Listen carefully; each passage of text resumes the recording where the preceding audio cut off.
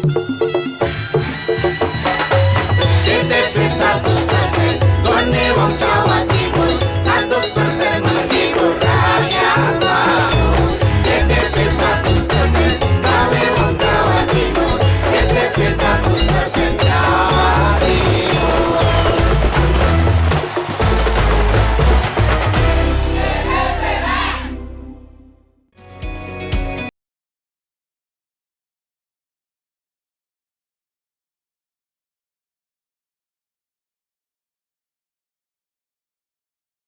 Assalamualaikum warahmatullahi wabarakatuh. Selamat datang di Ruang Karir, Semangat Berkarir.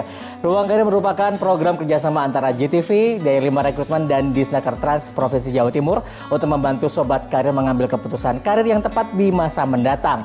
Bersama saya Pandu Nugraha, kita akan membahas terkait dengan tema warga lokal pemikiran internasional atau pekerja lokal tapi berkelas internasional. Sudah hadir di sini, datang kembali kita jumpa lagi bersama Head of Strategic Partnership Daya 5 Rekrutmen, ada Joshua Liberty. Apa kabar Joshua?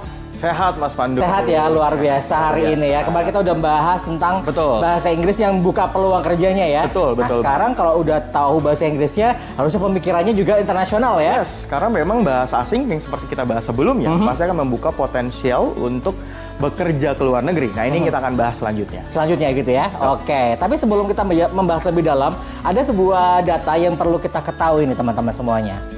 Nah ini dia, di tahun 2023 ternyata pengangguran di Indonesia tertinggi se-ASEAN, mencapai 5,32% dari angkatan kerja, yang memungkinkan persaingan di Indonesia menjadi lebih ketat lagi. Belum lagi data terbaru Gen Z, banyak yang belum kerja ya Jos ya? Betul sekali, dan ini sebenarnya sudah menjadi topik nasional bisa dibilang, karena beberapa bulan lalu dari Kementerian Tenaga Kerja juga sudah menyatakan kalau angka pengangguran itu 10 juta. Dan ternyata dari 10 juta itu penyumbang terbesar dari sekolah vokasional. Oke. Nah ini memang balik lagi seperti yang kita sudah bahas sebelumnya Mas Pandu, ini bukan masalah dari dunia pendidikan aja, tetapi secara keseluruhan. Di dunia untuk bidang pengembangan sumber daya manusia seperti kita gitu ya, kita juga harus mencari solusinya apa. Maka ini akan kita bahas lebih lanjut sebenarnya ke depan. Oke, nah kalau misalnya udah seperti ini, boleh kita ke slide berikutnya. Ya. Saya punya pertanyaan nih, dengan banyaknya persaingan di Indonesia, mungkinkah kita bisa bekerja di luar negeri? Kalau ditanya mungkinkah, mungkin banget. Mungkin banget. Sangat memungkinkan. Jadi teman-teman jangan sampai nggak pede gitu ya, karena orang Indonesia nggak mungkin bekerja di luar negeri. Itu salah. Kalau pertanyaan seperti ini sangat memungkinkan, karena dari apa yang sudah kita lakukan dan juga kita lihat gitu ya selama kita melakukan pengembangan sumber daya manusia, itu banyak banget kesempatannya Mas Pandu. Oke. Ada yang memang ke wilayah Middle East, ada yang ke Asia Timur, ada yang ke Eropa, ada yang ke Australia. Memang tergantung dari siswanya orangnya yang mau mencari informasi lebih detail atau tidak. Oke, jadi keinginan atau kemauan kitanya ya. Betul. Oke, nah gimana sih caranya atau apa sih yang kita harus ketahui lebih awal gitu ya? Oke, untuk mengetahui lebih awal masalah tadi gitu ya, kita harus mengerti hal ini. Pengenalan perbedaan budaya. Karena balik lagi kalau kita mau ke luar negeri, kalau kita ingin bekerja ke luar negeri, masalah utama nih yang sering ketemu adalah perbedaannya. Perbedaan budaya ini. Oke. Contoh paling gampang mungkin kalau kita orang Indonesia pingin bekerja ke Jepang. Jepang itu kita sudah tahu sangat prosedural, mereka sangat tepat waktu. Ini sudah sangat berbeda dan ini harus kita pelajari sebelum kita mempersiapkan diri ke sana sebenarnya mencari pekerjaan di sana.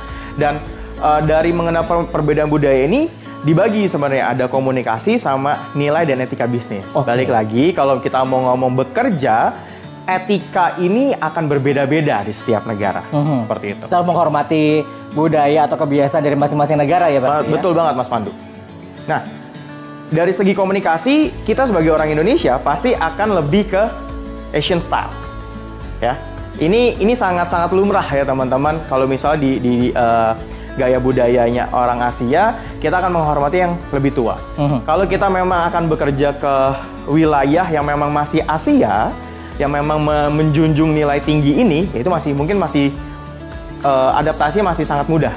Tetapi berbeda kalau ternyata ketemu dengan budaya yang memang ya udah tidak melihat lagi usia yang lebih tua, berbicaranya jauh akan lebih tidak formal, seperti itu. Mungkin simpelnya banyak teman-teman kita yang mungkin pas mereka ke Aussie gitu ya, ke Australia, loh ternyata tidak formal pembicaraannya. Jadi kaget. Nah, ini harus dibiasakan, harus cari tahu lebih dulu. Lagi rame sekarang ya, Asian value ya. Asian value, betul, Asian value. Dan yang berikutnya adalah gaya komunikasi. Yang tadi saya sudah bahas, gaya komunikasi formal dan non formal. Nah, ini juga harus dipelajari sama teman-teman. Jangan sampai teman-teman pergi ke negara yang memang sangat menjunjung tinggi nilai ini atau gaya seperti ini, teman-teman tidak tahu. Contoh mungkin wilayah Korea atau Jepang yang memang akan ada sebutan-sebutan tersendiri untuk yang umurnya lebih tua atau mungkin jabatannya lebih tinggi. Itu ada istilah atau bahasa sendiri yang untuk diberikan kepada mereka. Ini harus dipelajari. Berikutnya dengan komunikasi verbal dan juga non-verbal. Verbal dan non-verbal maksudnya apa? Asia balik lagi akan sangat menjunjung gaya komunikasi yang sopan. Dan kita sangat melihat dari body gesture ya. Kalau misalnya orang Indonesia salaman biasanya ya ada yang langsung gitu ya, seperti bersalaman seperti biasa. Kalau di Jepang mungkin harus bertunduk, ya harus menunduk seperti itu. Ini yang harus dipelajari supaya teman-teman juga tahu saat mereka pergi ke negara tujuannya, mereka sudah terbiasa. Sebenarnya ini yang harus kita lihat. Oke, ini dari komunikasi teman-teman ya. Jadi meskipun kita dari sama-sama Asia juga, tapi tidak semuanya akan sama persis seperti value kita juga. Dan ini bisa jadi berbeda. Nah, berikutnya adalah tentang nilai dan etika bisnisnya. Ya, dari nilai dan etika bisnis sendiri, sebenarnya yang pertama kita harus ketahui pandangan terhadap struktur organisasi. Balik lagi kalau di Asia gitu ya, struktur organisasi ini akan ada tahapannya, ada layer-layernya yang memang harus kita lihat dan kita pelajari. Boleh nggak sih kita menyampaikan mungkin level kita staff, kita langsung ke level direktur. Biasanya ini akan menjadi nilai tersendiri nih. Biasa agak sulit kalau di Asia culture. Tapi kalau misalnya di Western culture gitu ya, ini sudah sangat terbiasa. Kita bisa langsung ngomong secara langsung gitu ya. Tidak adanya layer-layer tadi. Dan berikutnya kita harus pelajari kewenangan yang berlaku di sana. Harus tahu rules and regulation-nya. Nah, biasanya orang-orang yang mungkin istilahnya tidak mau mengetahui ini akan mengalami kendala saat mereka memang berada di luar negeri. Yang terakhir, harus paham praktek yang memang akan dilakukan di sana. Jadi, contoh mungkin kalau misalnya praktek bisnisnya nanti kalau misalnya mereka bekerja, sistem penggajiannya apa? Apakah hour? Apakah monthly? Itu berbeda-beda tuh, itu contoh simpelnya gitu ya. Jadi memang teman-teman harus cari tahu, gali sebanyak-banyaknya untuk mengetahui apa sih yang akan mereka dapatkan di luar negeri nanti untuk bekerja. Jadi ini dua hal yang berbeda untuk kita gali ya sebenarnya ya. Kalau tadi kita berbicara tentang komunikasi, kita bisa menggali sendiri, kita cari sendiri ya komunikasi seperti apa biasa di sosial media atau apapun. Tapi ketika berhubungan dengan bisnis atau pekerjaannya, kita bisa menanyakan juga ke Kementerian Tenaga Kerja atau mungkin ke LPK yang memang sudah mendampingi juga seperti itu ya. Sebenarnya banyak banget Mas Pandu sekarang bisa kita cari gali informasi untuk hal ini. Tadi seperti Mas Pandu ada dari pemerintah gitu ya, ada LPK, ada BLK, ada teman-teman dari P3MI yang memang sudah mengetahui hal ini dan biasanya akan menginformasikan juga secara langsung. Tidak pelit ilmu gitu ya, untuk mempersiapkan teman-teman nanti kalau ingin berangkat ke luar negeri apa aja sih yang harus disiapkan. Menarik banget. Kita masih akan kembali lagi membahas lebih jauh lagi. Kita sejenak untuk break. Teman-teman tetap kembali di sini setelah ini ya, di Ruang Karir. Semangat berkarir.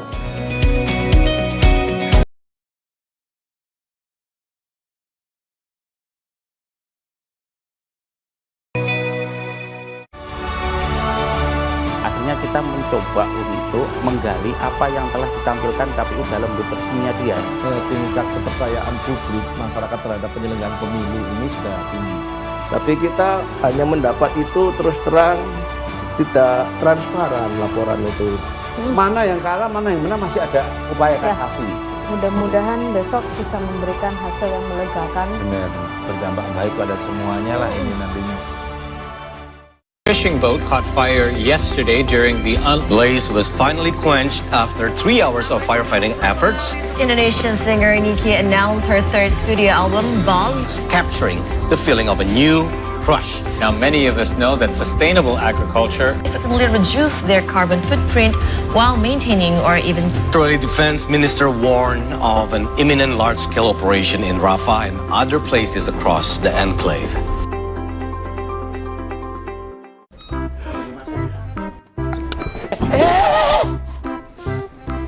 Selamat. Jelas. Paketan entek. Tak kei. Nyo. Ya apa sih Ron? Oh. Pakai tamu gak tau tek sih. Loh, awakmu pasti gak tau melok kuis tul Jaena. Nanti di ngopo? Nak JTV Jumat Sabtu Minggu jam 6 sampai jam 8. Iling-ilingen ya. Pokok setiap Jumat Sabtu Minggu jam 6 sampai jam 8 nduk kuis tul Jaena JTV 100% Jawa Timur. Entek manek paketannya iki. Ketemu maneh karo topik monyong nang acara gak cuma cangkruan gareng. Karena itu milik masyarakat banyak, berarti yang memanfaatkan dan yang memperoleh keuntungan adalah masyarakat banyak. Sustainability tourism. Data-data yang terkait dengan alas hak. Tapi kan kadang-kadang kepengen iki cepet-cepetan tutup Sampai di rumah dengan selamat itu. Jadi saya lihatnya sisi positif saja. Iya.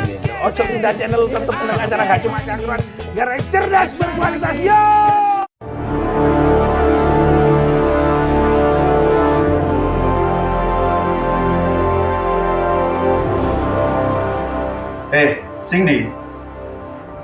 Sing nomor 1 coba saiki wayahe lur. Oh, nomor loro.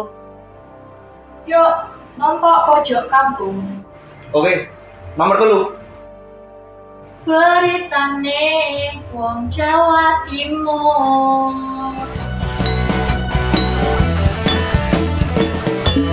Pojok kampung beritane penyiare yo ayu rupane.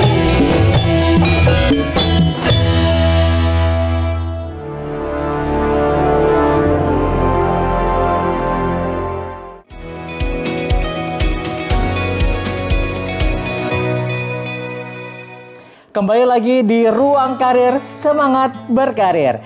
Ruang Karir merupakan program yang dibuat untuk membantu sobat karir mengambil keputusan yang tepat untuk karir di masa mendatang. Nah, tadi sudah ada Joshua yang menjelaskan tentang budaya yang kita butuhkan kalau kita mau bekerja di luar negeri. Nah, sekarang ada satu tamu lagi yang luar biasa. Ada Direktur Utama PT Intersolusi, ada Ibu Esther Chandra. Halo Ibu, apa kabar?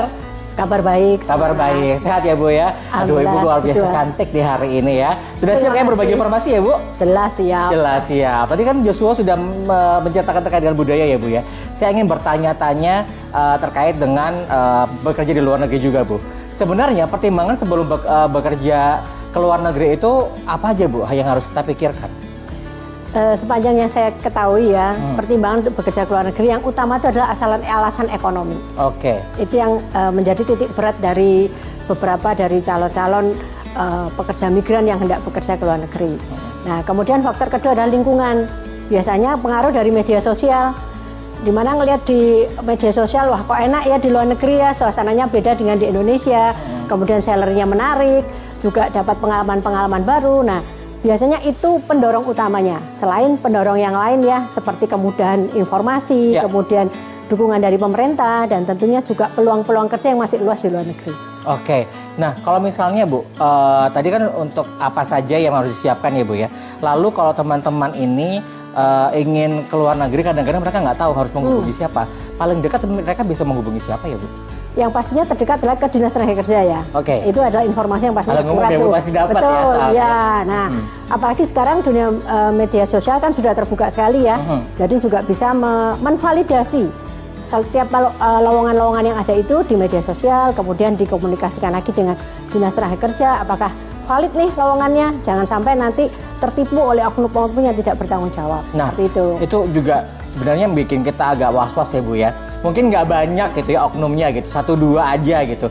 Cuma kan bermunculannya momen-momen yang kita nggak tahu ya Bu ya. Mungkin pas lagi pasar kerjanya sudah siap, banyak pengiriman ke luar negeri, muncullah si oknum-oknum ini. Bagaimana kita bisa mengetahui selain kita harus ke Kementerian Tenaga Kerja gitu ya, kita ketemu sama siapa lagi ya supaya memvalidasi bahwa kita akan dikirimkan dengan orang yang aman atau dengan instansi yang aman. Oke. Yang saya ketahui ya bahwa peluang untuk keluar negeri itu ada beberapa peluang jalurnya ya. Yang pertama tentunya difasilitasi oleh pemerintah dengan G2G atau government to government. Kesempatan ini bisa dilihat di BP2MI di websitenya www.bp2mi.co.id. Jadi bisa dicek ya teman-teman di bawah ini ya. Kita akan menuliskan untuk websitenya juga. Ya. Nah, di situ akan tercantum bahwa peluang-peluang kerja di luar negeri yang memang difasilitasi oleh negara. Yaitu yang saya tahu adalah ke Jepang, kemudian ke Korea dan juga ke Jerman. Oke. Nah, selain itu ada lagi dari pihak swasta, yaitu P3MI adalah perusahaan resmi yang telah mendapatkan izin dari pemerintah Indonesia untuk bisa mengirimkan tenaga kerja ke luar negeri. Nah, perusahaan-perusahaan mana yang telah divalidasi oleh pemerintah juga bisa dilihat di situ. Di bp2mi.co.id dicari aja perusahaannya, kemudian pilih negara penempatan mana yang ingin dituju. Misalkan, saya kepengen ke Jepang, boleh dicek di situ.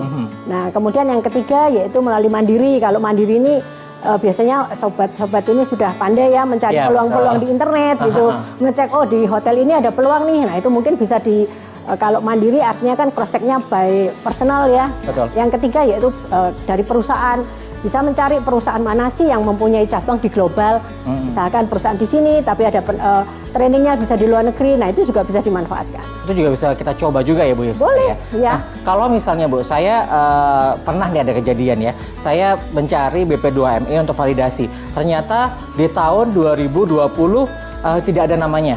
Kemudian 2021 ada namanya, 2022 nggak ada namanya lagi. Itu kenapa ya Bu ya biasanya ya? Kayak ada seperti muncul enggak itu biasanya apakah memang dari BP2MI harus kita mengaktifkan terlebih dahulu atau ada apa yang harus dilaporkan dulu akhirnya baru terlihat di validasinya atau seperti apa? Yang dimaksudkan ini validasi apa? Nama perusahaan. Nama perusahaannya betul. Nah, artinya bahwa pada waktu perusahaan itu tidak muncul, mungkin izin perekrutannya sudah expired atau sudah terpenuhi, sudah tercukupi sehingga peluang di situ sudah tertutup. Gitu ya. Kalau suatu saat nanti muncul lagi, artinya peluang itu dibuka lagi. Oh gitu. Baik. Jadi sebenarnya bukan membuat kita ragu, tapi malah itu adalah bisa jadi mereka udah terpenuhi ya Bu ya. Tempatnya juga ada, teman-teman bisa mengkonfirmasi juga ya seperti itu. Nah, kalau untuk teman-teman yang ada di rumah semuanya, ini kan pasti bertanya-tanya Bu ya. Kalau saya ke luar negeri, saya bisa bekerja di sana. Dampak apa sih? Dampak bekerja ke luar negeri itu saya akan dapat apa nih Bu? Wah, itu luar biasa ya. Banyak ya Bu ya kayaknya ya. Benefit utama tentunya dari sektor ekonomi kan, tentu selisih yang cukup signifikan antara penghasilan di Indonesia dan di luar negeri.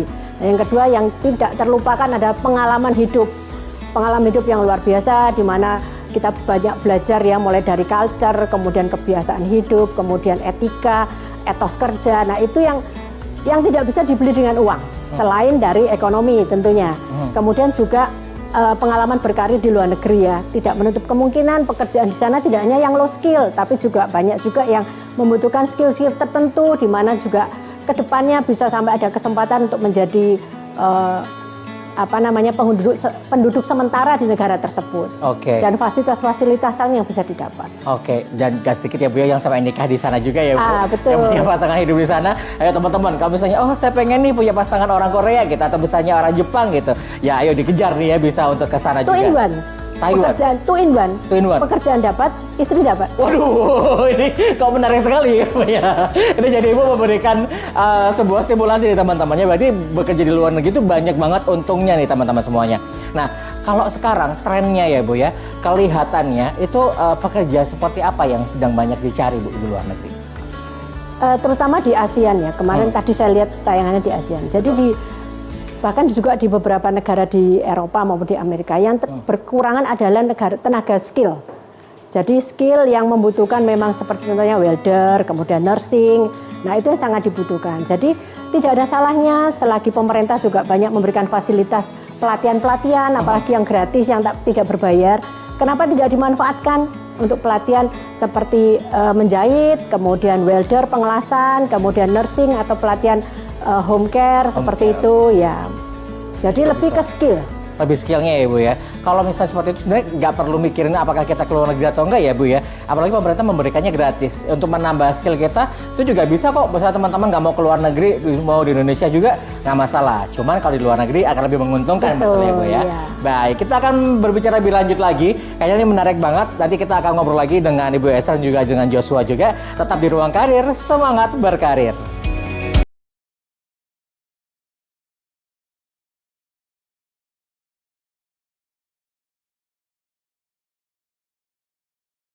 dino iki pojok kampung nyopo reko maneh karo berita-berita basa Surabayaan sing kasil dikelompokno kru JTV teko pirang-pirang daerah nduk Jawa Timur.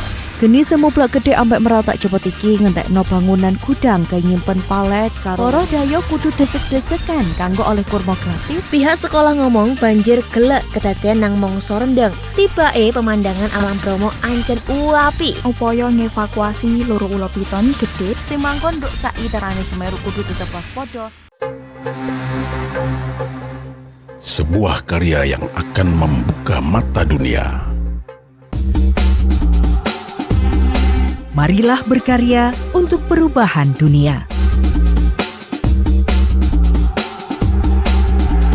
Alam Indonesia untuk dunia di masa depan.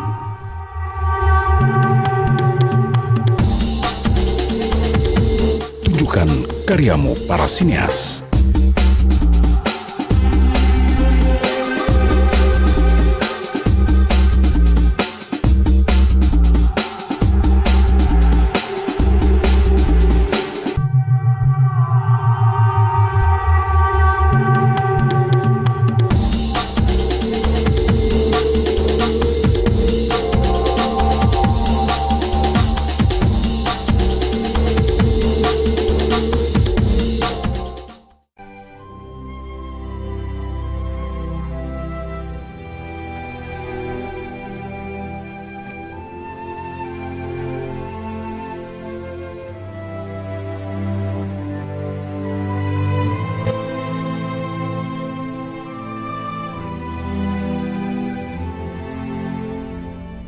Saksikan Belajar Baik, Senin sampai Sabtu pukul 11 siang hanya di JTV.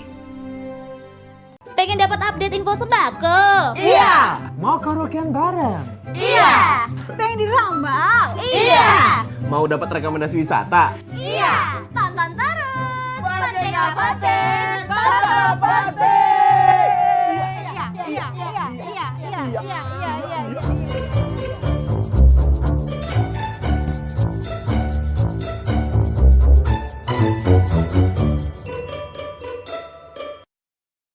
Jatim Gaspol.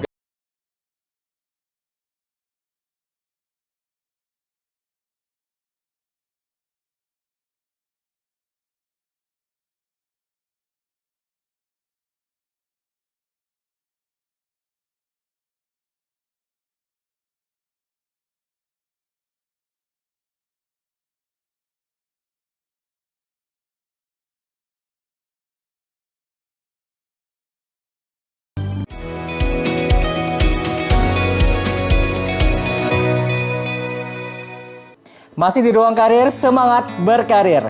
Ruang Karir merupakan program yang dibuat untuk membantu sobat karir mengambil keputusan karir yang tepat di masa mendatang. Masih bersama Joshua dan juga Ibu Esther di sini. Oke, kita lanjutkan lagi ya Ibu ya. Saya tadi tertarik banget dengan penjelasan Ibu Esther, tapi kita mungkin ke Joshua dulu ya. Kita akan melanjutkan tadi yang penjelasan di awal. Kalau kita sudah tahu budayanya, kita sudah tahu banyak keuntungan juga ketika kita mau bekerja di luar negeri gitu ya. Sebenarnya bagaimana caranya untuk kita bisa memiliki global mindset-nya? Oke, bagaimana caranya? Tadi kita sudah bahas tentang mau gitu ya.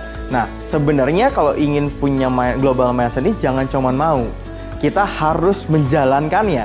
Dan balik lagi, ini terkadang yang sulit gitu ya. Sulit untuk melakukan. Jadi, bagaimana untuk mendapatkan global mindset, teman-teman sudah tahu harus dijalanin. Jangan sampai enggak. Kenapa jangan sampai enggak? Yaudah, karena akan stuck di situ aja. Nah, selain itu teman-teman juga balik lagi ke topik diskusinya sebelumnya, kita harus sering terekspos dengan lingkungan yang seperti ini. Karena dari faktor lingkungan akan mendukung teman-teman untuk punya mindset seperti apa. Kalau misal teman-teman mungkin lingkungannya, saya cuma mau di lingkungan yang pengen kerjanya di Surabaya aja, atau pengen kerjanya hanya di Jakarta aja, ya sudah, akan mindsetnya seperti itu. Tapi kalau teman-teman ternyata terekspos dengan lingkungan atau teman-teman yang ternyata dia kerja di Jepang, dia ternyata punya pengalaman kerja di Eropa, itu akan bisa mendapatkan global mindset. Global mindset-nya. Betul. Kalau kita berada di sini ada beberapa hal ternyata ya. Betul. Yang bisa membantu kita untuk memiliki global mindset. Yes. Ada apa aja Kak di sini? Boleh tolong ditampilkan? Ya. Ya. Yang pertama adalah pelatihan pengembangan. Tadi akan berhubungan dengan bahasa, balik lagi bahasa asing, dan juga pelatihan multikultural. Nah, ini yang paling penting. Tadi kita sudah bahas di segmen pertama, di mana budaya dan komunikasi akan sangat berbeda-beda. Dan kita dengan tereksposnya multikultural ini akan makin pingin gitu. Oh, ternyata contohnya, di Jepang ada budaya seperti ini ya, ada cara seperti ini ya. Mau nggak mau kita akan, saya pingin ke Jepang. Pemikiran saya pingin, saya nggak mau bekerja di wilayah Jakarta atau misalnya Surabaya atau di wilayah tertentu saja. Saya menimbulkan ketertarikan ya berarti. Ketertarikan, betul.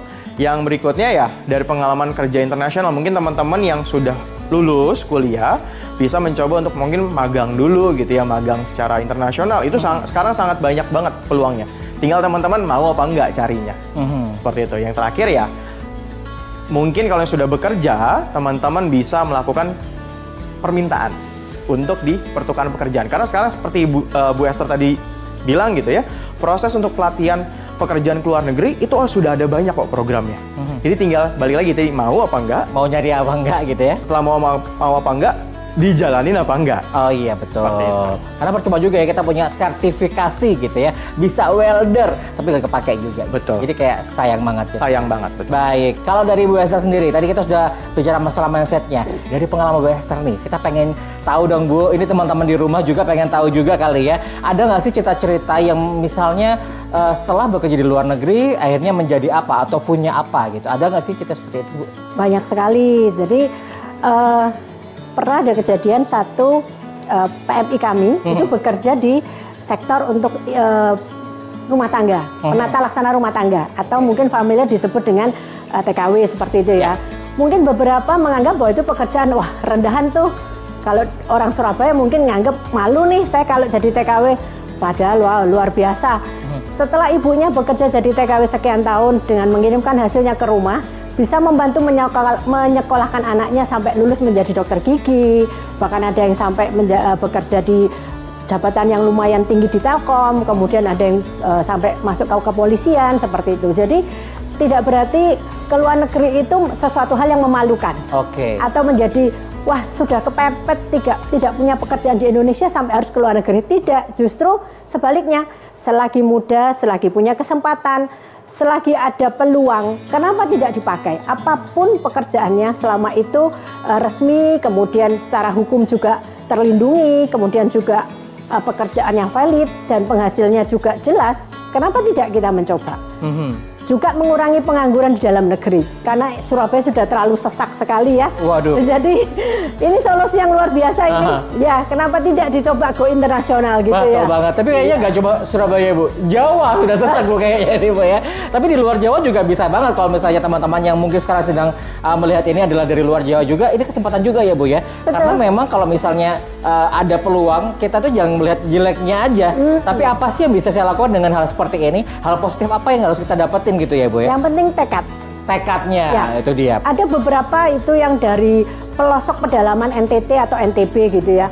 Yang kalau berangkat ke sekolah pagi itu jembatannya masih terlihat. Ntar sore jembatannya hilang. Kena air. Kena air. Saya mendengar itu juga cukup prihatin. Tetapi setelah bekerja di Hong Kong yang gaji 10 juta per bulan, dia bisa membangunkan rumah ibunya yang lumayan proper, kemudian bisa membelikan handphone yang memudahkan komunikasi. Nah itu hal kecil mungkin bagi yang tinggal di kota, tetapi itu hal yang sangat luar biasa bagi mereka yang tinggal di pedalaman. Betul, saya merinding ya, sumpah ini saya merinding banget ya. Soalnya karena saya selalu percaya Bu, bahwa kalau kita benar-benar punya mimpi, punya tekad, kita akan mengejar itu dengan sangat baik gitu. Tapi kalau misalnya teman-teman nggak punya, ya sekarang harusnya memunculkan mimpinya dulu ya. Udah punya mimpi, baru deh kerja di luar negeri. Baik, terima kasih banyak Bu Esther, terima kasih Joshua sudah hadir di hari ini. Kita sudah ngobrol-ngobrol banyak teman-teman, dan semoga ini bisa membantu untuk memikirkan kira-kira kedepannya akan seperti apa. Jangan lupa untuk bisa WhatsApp juga di sini untuk pertanyaan. Misal teman-teman ingin bertanya terkait dengan karir, dan update terus informasi seputar dunia kerja di program Ruang Karir JTV Daya 5 Rekrutmen dan juga Disnaker Trans Provinsi Jawa Timur. Follow juga @Perantau untuk mendapatkan tips dan peluang kerja di luar negeri. Saya Pandu undur diri, terima kasih, sampai jumpa.